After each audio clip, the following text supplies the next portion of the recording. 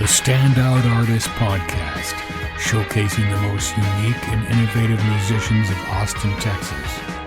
Brought to you by entrepreneur and professional drummer Andy Jeffs. Stay tuned and stand out.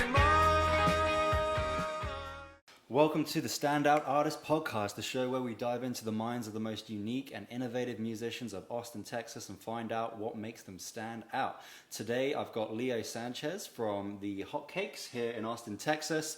I would tell you what kind of music they make, but again, it's one of those bands where it's like you can't really fit them in a box, and that's what I love about original bands here in Austin. Everyone's got their own flavor, their own taste. So we're going to dive into a little bit of his music, his background, and kind of just roll with it. Thanks for coming on, Leo. Yeah, man. Thanks for having me. Absolutely. It's a pleasure, dude. So, Hotcakes, how long has it been around for?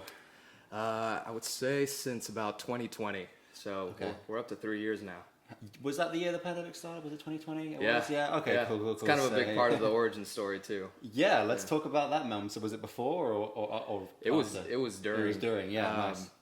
Well, maybe a little bit before. Yeah. I was living with my sister at the time in this house off of North Loop, and you know, her and I have been playing music for as long as I remember, and you know, she was a big singer, an amazing singer.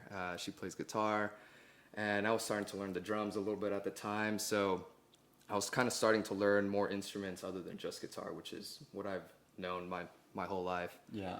And so yeah, she and I would start to write songs and would play, switch instruments in between songs depending on, you know, whether she wrote it on the guitar and she sang, I would play drums, or if I wrote it on the guitar and sang, she would play drums. So we were just switching on and off like that. Was this you said this is your friend or your girlfriend? That's my sister. Your sister? Okay, your sister. Yeah, Gotcha. it started off in the family first, right? Gotcha. Yeah. So there was, you know, that connection there that helped us like pick things up quickly, know what we were talking about. So we were just cranking out songs left and right a little bit before the pandemic. And then my girlfriend at the time, she was between places in Austin. And then the pandemic hit. I was like, you know, you need a place to stay, come stay with us. Yeah. And so she did, and she would see my sister Sophia and I playing music together. Yeah. And so she kind of wanted to be a part of that too. And she loves music. Her and I connected really well through music. So she felt like, she and I felt that this could be a way to like, you know. Deepen the relationship. Exactly. Yeah, exactly. Amazing. That's great. Yeah. And so we're like, we need a bass. All right. So we rented a bass from Rock and Roll Rentals, and she picked it up super fast. And at that point, First time like playing bass. First time playing Holy bass. Shit, crazy. Yeah. She had a little bit of experience before playing guitar, so she was already kind of, you know, she got the gist of it, right?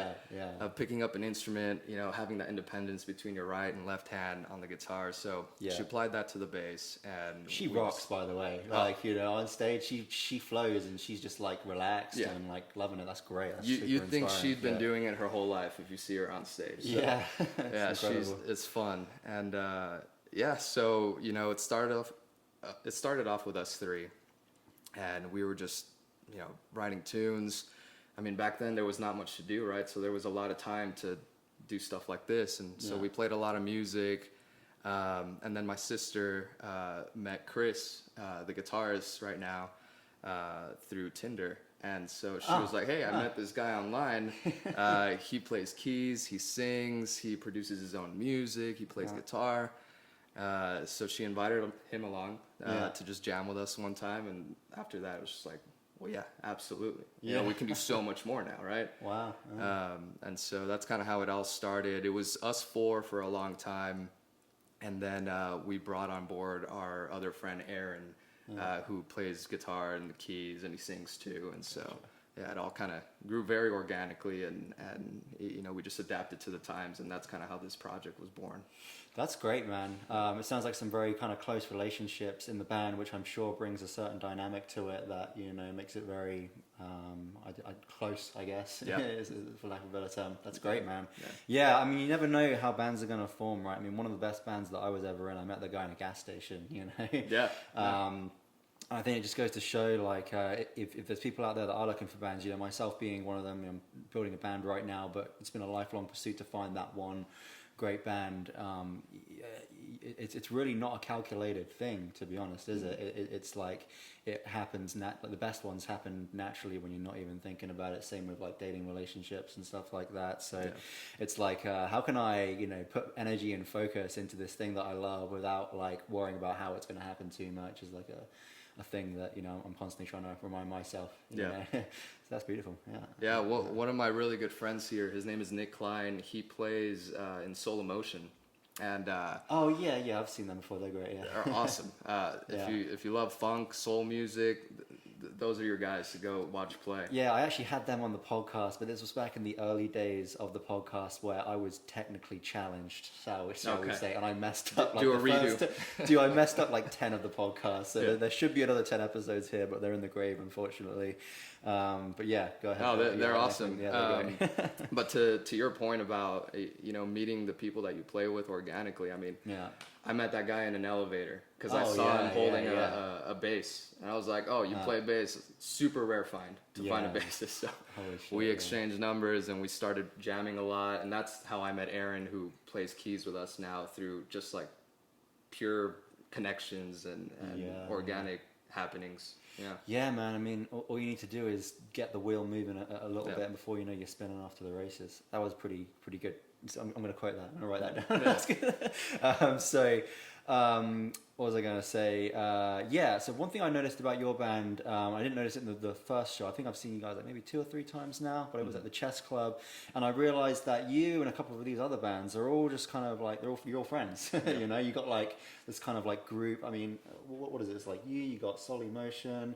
Are you kind of friends with the like Dymart, not Dymart, Die Spits? We haven't got a chance to play with them. But Okay, they're awesome. Yeah, they're really good. Maybe some other bands, I'm not sure, but it seems like you got like a little bit of a group of like all these bands that kind of mingle with each other. Like, is that just from playing shows together? Yeah, like, honestly, that's like the dream for me, just to be in this little group of musicians. And that's the best way you meet people close and personal, is through playing music with them. Rococo Disco, also a great group of guys. We've had the privilege to play with them. Castle Club, awesome band. Megafauna, we run into them a lot every now and then. So, I mean, no complaints about the music community here in Austin. Everyone is very supportive. I think I'll never forget the first night that we played at Hotel Vegas. It was like a Wednesday night. Everyone was sitting on patio tables, so it was kind of, it was a little weird to not have the crowd standing up. Oh, so you're playing outside then? We're playing outside. Okay, there were some other events going on, and after the show, this one guy comes up and he tells us like, "Oh, y'all did." Can I curse on here? Yeah, it's good. I'm quoting verbatim. "Y'all did fucking great. It sounded awesome, man. Are you guys playing Levitation? All this stuff?" And I was like, I didn't think I played the best show myself. You're always kind of your worst critic. Totally, man. But there was this guy telling us all this, and that support, that love, I really felt it from the music community in Austin that night. I'll never forget it. And then someone later told me like, "Hey, you were just talking to Christian Bland from the Black Angels." I was like, holy shit, I had no idea that was Christian Bland. That's crazy. Dude, funny story about him actually. I saw Christian Bland at Hotel Vegas playing with Christian Bland and the Revelators. And then, spoke to him and got him on the podcast and everything like that. Nice. And I had no idea he was like the guitarist for like one of the most successful rock bands in Austin.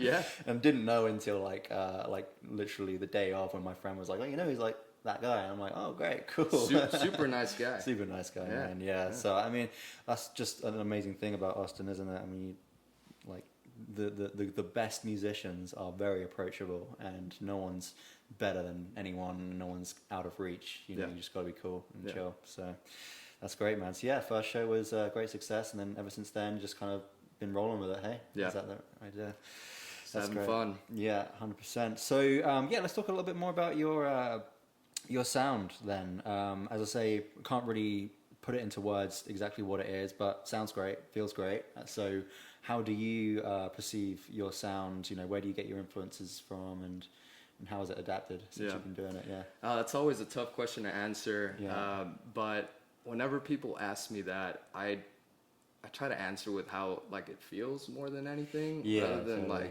like saying, because you can say like we sound like garage, punk, psychedelic, rock, and you know the list just keeps getting bigger and bigger the longer we're a band, because we like to play in a lot of different styles, but I think the feeling of it is kind of consistent throughout the songs that we've made. And you know, the feeling is, you know, very heavy, loud, energetic, I think is a good way of putting it. Like we want to move with the music, and I think that's ultimately how we've been writing music, is to like kind of make people feel something and have them be active while they're listening to us. So I think that's a really beautiful and smart way of looking at music, because at the end of the day, that's why people listen to music, is to feel something, right? And that doesn't have to be a good emotion, you know. It can be like a not necessarily a negative one, but like sometimes you just want to cry, you know, put on some Radiohead and let's go. Exactly. So yeah, I love how you look at your music like that, and I think that you know, gives you kind of a pinpoint to shoot for. Is like, okay, we want people to feel this certain kind of way, but we don't want to put it in this box where it kind of, you know, limits the music at the end of the day. So that's really cool the way you do it. What about your influences then? Like, I mean, who like, would you say that there's some people in the band that are kind of like the main ideas, people, like the people that write the main base of the songs? Do you kind of write things very collectively together? Like, how does that work? That's a good question. I mean, for us, we have been I mean, you saw our show, we all kind of sing, right? We all have a song where we sing, we switch off instruments, we move around. So whoever is singing the song in the past, you know, has been taking the lead on where the song goes. Gotcha. But at the end of the day, you know, we're all there, we're all finishing it, whether it was brought to us 50% finished or 90% finished, like we put on together collaboratively the rest of the meat into the song. And you know, we listen to a lot of different bands, but I think collectively we really like what's going on with post-punk right now, especially in Britain. Like, there's a lot of good post-punk out there, like Idols, Shame, Pigs. Oh yeah, we saw that. Yeah, that was good. So there's a lot of good stuff about those bands that we like and that we sometimes bring into our music, because those are the kind of emotions that we're looking to kind of you know, display in our sound. But I mean, the list can go on of the bands that we listen to, and you know, we like King Gizzard, the OCs. We all like Tame Impala, I think. Big fan of all of those. You know, I think that's one aspect of it, but the other side is like, we don't just like the post-punk or the psychedelic. Like, we all listen to jazz, we listen to pop, we listen to funk. We listen to it all. I mean, I think good music is good music, no matter what you label it. I mean, if a song moves you in some way, like, it can be whatever it is, and it's just good. That's good. Yeah, I love that.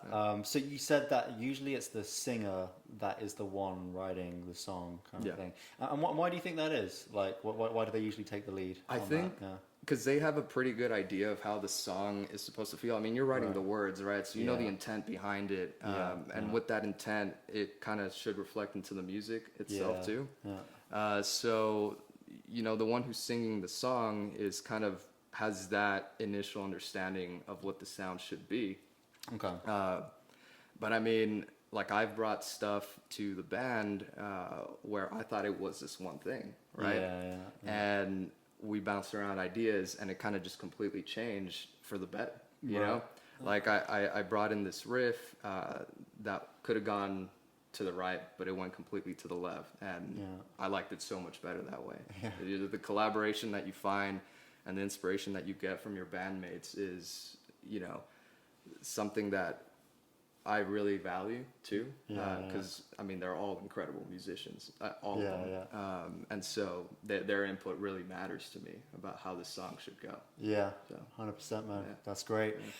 So when you do bring an idea to the band, is it usually like everyone's there at the one time, or like do you kind of like maybe just do it with an individual band member one and then gradually bring everyone in? Like how does that work? I mean, in the beginning, I would say the individual band member would happen more often because Sophia, Jenna's my girlfriend, plays bass, and I were living together, right? Okay. So, you know, Jenna would come up with a song and her and I would be working on it together and maybe get to like 60% of it and then bring it to the band just so we can have something to work off of, right? Yeah. It's kind of hard to bring in, and I've done this in the past, like to bring in one riff and then it's like, oh, where does this go? Right? And who decides that? And it's like kind of we're all just throwing darts blindly into a dartboard. And then there's no strong foundation. So I think, you know, when we bring songs and ideas to each other with a strong foundation, something that's got like, you know, maybe an intro verse or verse and a chorus or chorus and a solo, like that's something that is a lot easier to take on. And, you know, there's 5 of us, so there's a lot of voices that go into it. So, you know, kind of the more thing you bring in,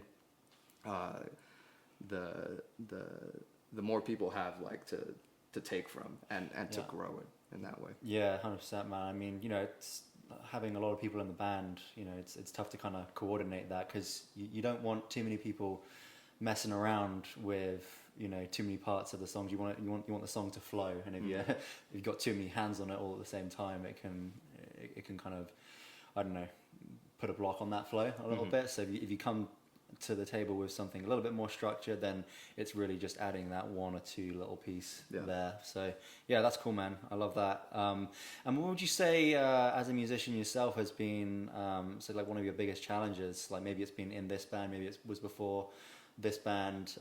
Any particular struggles that you've had that you've overcome or still are overcoming? Struggles, I don't know. I mean, I think musically and creatively, the biggest struggle is, you know, taking a step back when you have writer's block and not kind of forcing things. Yeah. 'Cause that happens, man. And I work in waves. So there's like months that go on where I'm just like, you know, nothing good is really coming out. Yeah.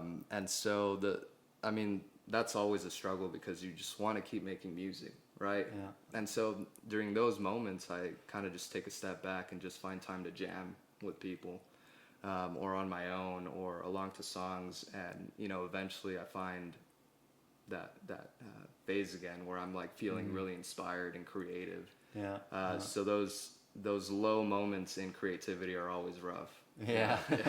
But you need the lows to get to the highs, right? Like you gotta like dig deep to build high kind of thing. It's a weird one, but it's all part of the process, and I think it's the same with anything really. Like everything kind of does this, you know, and then it can go like really far down. But it's like the stock market, right? If you look out from a big perspective over the years, like it's always moving up. It's just not a straight line. It's a constant flow and wave and ebb and flow. That's very well said. I mean, that helps him with the struggle. You know? Definitely. Coping with it. Yeah, and like you gotta learn to enjoy those valleys, so to speak, like the ditches, which is easier said than done because like it's really easy to forget common knowledge. You know, like you know, stuff that you know, like, you know, oh, doesn't matter, this is all part of the process. You know, it's part of the process, but it's very easy to get like caught up in the emotions and the negative loads. There's a bigger picture. Yeah, so I think doing stuff like you said, playing to music that you already like, and playing with other people and just like jamming and not, you know, having too many expectations on it. That's a great way to kind of, you know, take the weight off your shoulders a little bit. For sure. That muse will come when she wants, not on your time. Exactly. I mean, at some points I'm just like, am I just a medium or something? Pretty much, yeah. You know, I just gotta open up and then like let it flow through me, or you know, it just works in very weird ways. And you know, creatively, I think, I mean that's just like one way of writing songs, but the other way is just getting together with a band and like going into it that day without any expectations and just starting to play something. And that's actually how most of our most recent songs have been made is, Aaron will play something on the keys and then I'll play the drums and then Soph will start singing something over it and it's like, all right, that's it. And then Chris and Jenna come in with the bass and guitar and it's, the song is finished. It's that done. day. Yeah. I mean, you really can write a song in an hour if you, open yourself up enough and let it flow through. I think that's really the ultimate goal. Like you said, we're more mediums than we are the writers at the end of the day. The music's already created. We're just kind of opening ourselves up and listening and letting energy flow through, and that's the art at the end of the day. Very sure. Philosophical, but I mean it's kind of a science at the same time. It's very I can't explain that, but it totally is that way. I mean, I don't know. I don't know what I'm feeding myself and musically, diet. I don't know how my day's been going, but it's like something happens in that moment where you're like feel inspired and you feel a spark to play a certain thing. Yeah. Is there anything else in particular that you do that gets you in that kind of like flow state, opening up to more? Man, this is another struggle. Whenever I come up with my ideas, I'm like at work at the office. I'm clicking away. I'm not even listening to music, but I just hear something. And how do you deal with that? It's like, fuck, I'm working. Like, do you just record it on your voice memos? Yeah, exactly. I go outside and I take out my voice memo and I start humming the tune and then I put it away and I come back to it when I get home, or I'm like in the shower. Okay. And something about the shower, the water hitting the ceramic tiles, and the bathtub. There's so much sounds in the shower. Like next time you're taking a shower, try to pay attention to all the sounds. The water splashing. You're scrubbing your head and you're hearing that too. So it's so much white noise. I guess that you find something in that. I found a lot of ideas. Just in the shower. I guess everything has a vibration, right? So if you tune into different vibrations, there's probably a song there. Like even you can probably hear traffic in the background. If you really tune in where we are right now, there's probably some kind of musical inspiration there. For sure. Dude, last night I saw a band I was telling you about it before the podcast called Opposite Day, and fuck me, they blew my mind away. Yeah. My face was melted by the end of it. But they did a song about bees, and he did this whole kind of like bit about like bees before he did the song, which is kind of funny. And then the song sounded like a bumblebee. Really? I mean, that's amazing. I love it when you're so intentional with the concept that you recreated in the sound. I love that. But like not just like they did a bunch of like fuzzy buzziness stuff. Like it was musical, it was powerful, it was dynamic. So fucking sick. Shout out to Opposite Day. I will be sliding in your DMs and trying to get you on this podcast very soon. I think that's a really great point. Actually, I've actually never heard anyone say that before. So that's a really cool point. Just listening to your surroundings and seeing what kind of inspiration you can get from that. So that's amazing. As from your journey of being a musician and getting into a band that you're in right now, is there any kind of advice that you'd give to other musicians out there that are looking to get into a place like you are, where you've got a great group of friends around you, you're creating stuff that you enjoy, gigging out there? Anything that you would say that they should do to maybe get to a similar place? Yeah, I mean, the best way to do it is to go out to these shows, go out to the places that you want to play in. Talk to the bands. I mean, everyone is always super open and friendly out here. I've never met an artist out here who's pretty shut off from talking to people after a show or anything like that. So I think getting yourself out there, meeting people, letting them know you play music, that's honestly the best way. I mean, if you can ask them who the bookers are, that's also great too, because you can connect with them. And then if you have like music to show, that's even better. I think, you don't have to have music recorded, but it helps, right? Yeah, definitely. Even if it's a demo, it just shows that you can play and that you can put a 30-minute set out there. But Yeah. That's the best way, just getting out there, going to the places, the venues, and meeting the people. Yeah, 100%. I mean, it's just finding ways to get yourself to do that, right? Because it can be intimidating. It can be, you have to get yourself off your couch and out into the real world. Sometimes, a lot of the time, you might have to go out on your own if no one else is, up for going to shows with you all the time. I mean, I know that firsthand just from doing that, most of my time in America traveling around, but it works. I think one thing that's helped me personally is just making it really simple. It's like, I'm going to go out to this show. If I don't like the bands, I can leave, so I've taken that pressure off. I don't have to stay the whole time if I'm not enjoying myself. And then just like saying, I don't have to meet everyone, just meet one person, exactly. And then that usually does lead to, I mean, it literally happened last night. Like, I had a little bit of free time yesterday evening, and I had to get up early this morning, so there was a little bit of like hesitancy to go out, but I went out and I was like, I know there's going to be some good bands here tonight, so I'll give it a go. And I wasn't really feeling like talking to anyone that night, to be honest. I was like, fuck, I just don't really want to talk to anyone. I just want to like sit and enjoy the music, to be honest. Like, that's fine, but just be like one person, And then I ended up meeting like every single band. It's like, find ways to like trick yourself into getting out there, because as soon as you're there, it's like, it's gonna happen, right? Yeah. And people in Austin are pretty friendly. They're like pretty you said. friendly. So no one bats an eye if you're out there on your own listening to music. If there's one city in the U.S. where you could do that, and no one gives a shit, it's Austin. Austin, people are just here to have a good time and meet each other. So 100%, man, love it. So what's next for the band? What are you guys working on right now, and where are you headed? So we just recorded another EP at Fifth Street Studios with our friend Gus. Cool. And we're working on producing those. Is that Gus right Baldwin, now. by the way? Yeah. Okay, cool. Yeah. Nice. You know him? Yeah, he's been on the podcast. Oh, nice. Nice. Nice. Yeah, he's great. He's got great music taste as well. Fucking hell, like he does the DJ sets at the. No, I'm sorry, it's not Gus Baldwin. No, it's a different Gus. My bad. Okay. Sorry, Gus. But when I meet Gus Baldwin, I'll yeah. Have you heard of his bands before? No. Okay, no worries. He's a great guy. No, he's a friend that we met through Solo Motion. Great engineer. He works at Fifth Street Studios. It was super fun working with him. But yeah, we're working on producing that EP right now, and then we got another 5 songs to record after that are already written. So shit, dude, you guys are writing. We're writing faster than we're recording, and it's great. You know, it keeps us busy. Yeah, but yeah, that's, I mean, in the nearest future, that's what we have going on, and we're just playing shows whenever we can out here. So. Busy bees. I love it. That's fantastic, man. Keep it up. And I mean, fuck, you've only been a band for like 2 years, right? So that's, it's a fair amount of time, but it's still, you still got so much more to go. So I'm excited for you guys. I'll be keeping in touch with the band, supporting you guys going out to shows. And you guys should too.